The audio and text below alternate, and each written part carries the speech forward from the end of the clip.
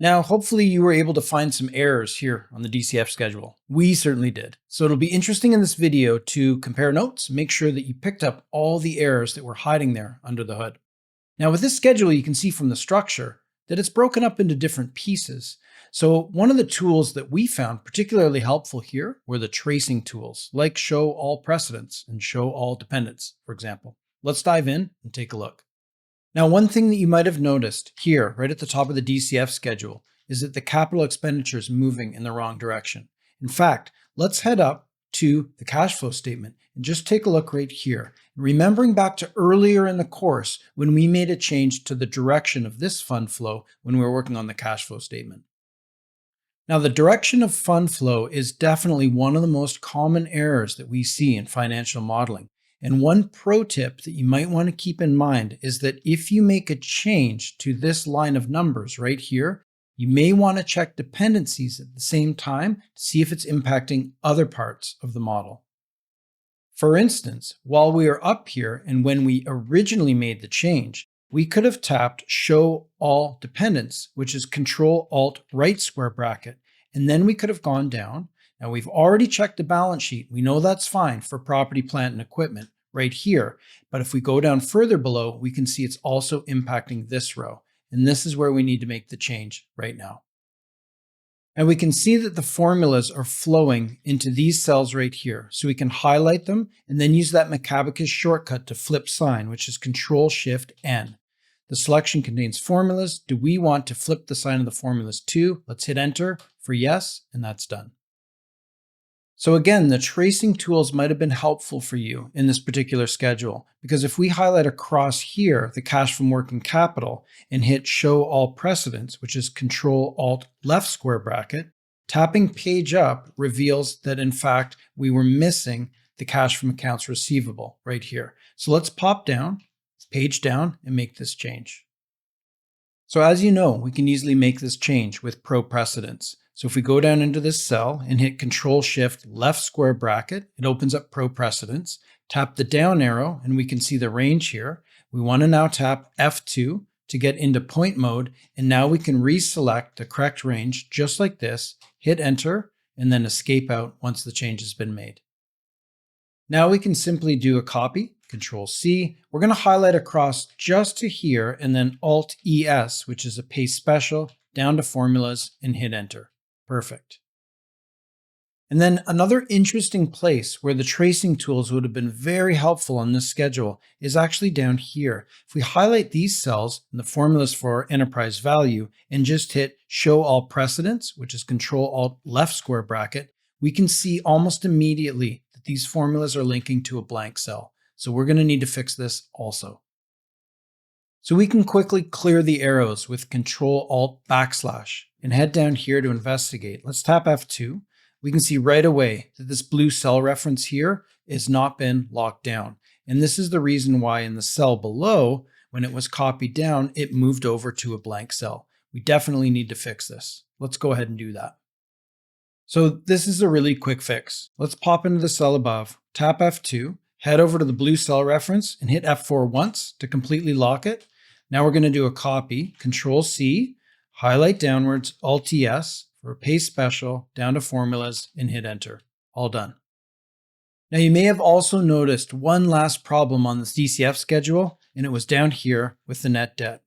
We could have easily run show all precedents to uncover this issue, but it might be fun to run pro precedents in this case. Let's use Control-Shift left square bracket for pro precedents, and we can see the entire formula. And as we move through, we can see a long-term loan, and we're adding the line of credit and then subtracting accounts receivable, which is incorrect. We should be subtracting cash. So let's tap F2, go into point mode, up to cash, hit enter, and then we can escape and the change has been made. One of the other things that we can do is just run auto color really quickly, just to tidy up this schedule a little bit. So let's select the whole schedule like this and Control-Alt-A for auto color selection. Now you may have investigated some partial inputs right up here in these cells. If we tap F2, we can see that there's a 12 and a 31 hard-coded for December 31st. And over here, we also have a 12 hard-coded in there. That's fine. Let's just change these over to black with a blue-black toggle, which is control semicolon, just like that. So great job. We've been able to find all the issues with this DCF schedule. What we're going to ask you to do now is go ahead and check the Outputs tab. It may be fine. It may also have some errors. We want you to hunt through it and determine whether or not it's good to go or whether or not there's something to fix. We'll see you there in a couple minutes.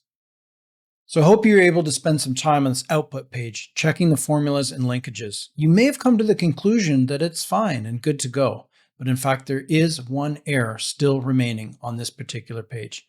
Don't feel badly if you missed it though. This particular one is a little bit peculiar and difficult to find. In fact, a lot of people miss this type of error. Let's jump in and take a look. So the first thing that we can do is quickly run AutoColor. Now there's only one schedule on the sheet, so we could run AutoColor Sheet by tapping Control-Alt-S, and that's done for us right away. Now you may have noticed across the first couple of rows, there's some inputs, and down here we have some links. Now if you evaluate these two links, you're going to find that they're absolutely fine. What you can also see is Macabacus has flagged some partial inputs for us down here. If we tap F2, we can see we're just subtracting an increment from the cell to the right. Over here, we're subtracting an increment from the cell underneath. These are absolutely fine, and we could just select these and hit the blue-black toggle, control semicolon, to switch these over to black, and also these ones here over to black as well, since there really are labels. Now you may have remembered from watching in the Explorer pane that it highlighted that we had a data table on this page. In fact, we can see it. If we pop into this cell and hit F2, we can see the formula for a data table here. And if we escape out, we can highlight the table and run formula flow with Alt-4. And we can see perfect horizontal and vertical consistency throughout. Let's tap F5 to clear that visualization.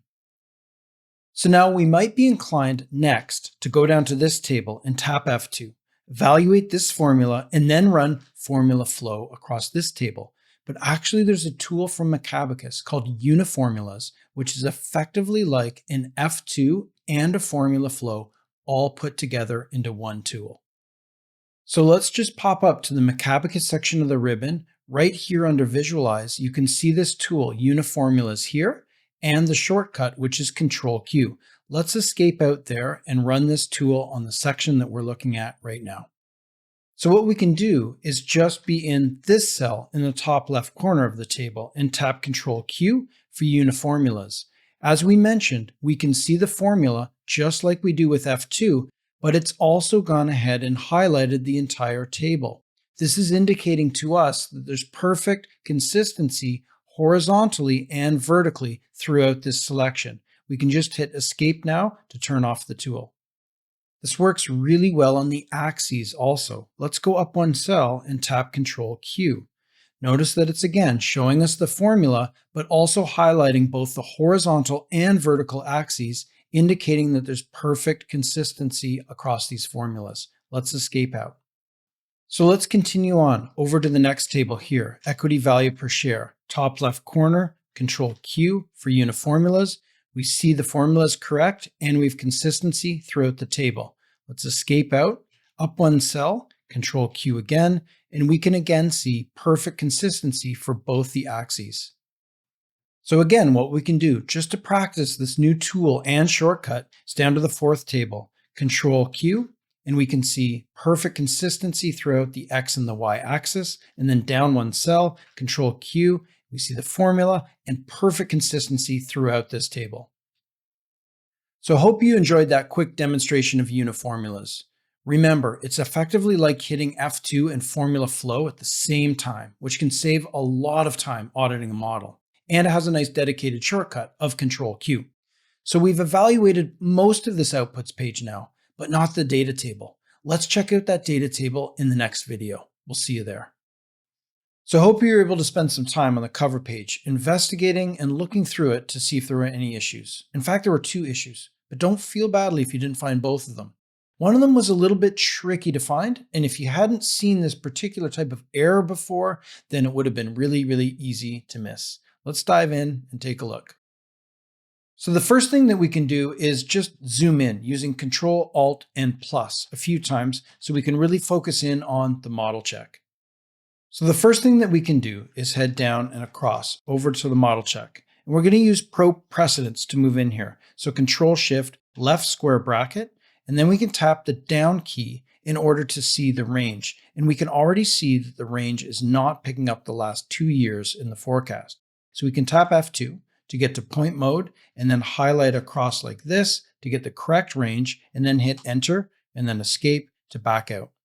So right now the balance sheet is showing as being balanced. Probably an easy way to check conditional formatting is to just put an error into the model. So let's pop over to the model tab here, and we're just going to hard code 77 here and hit enter. And then we can move back to the cover page to see what's happening.